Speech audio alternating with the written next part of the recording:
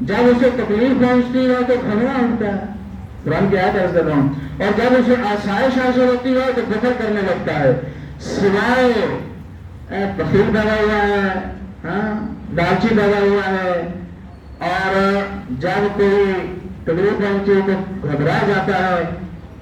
تکلیف پہنچتی، اور جب اسے آسائش حاصل ہوتی ہے تو فخر کرنے لگتا ہے، بخیل ہوتا ہے، سوائے تین لوگوں کے اللہ نے فرمایا اِلَّا الْمُصَلِّينَ، سوائے نمازیوں کے، جو نمازی وہ گھبراتا، اسے کوئی گھبراہٹ نہیں ہوتی، جو نماز پڑھتا ہے نا، نماز قائم گھبراتا کرتا ہے، وہ گھبراتا، مصیبتیں آئیں، پریشانیاں آئیں، جو بھی آئے وہ گھبراتا نہیں، اللہ تعالیٰ اسے طاقت دیتا ہے نماز کے ذریعے سے، اللہ تعالیٰ اسے صبر کی طاقت دیتا ہے نماز کے ذریعے سے، اللہ تعالیٰ اسے اپنی رحمت کے سائے میں رکھتا ہے، اس لیے وہ مصیبتوں میں گھبراتا نہیں ہے۔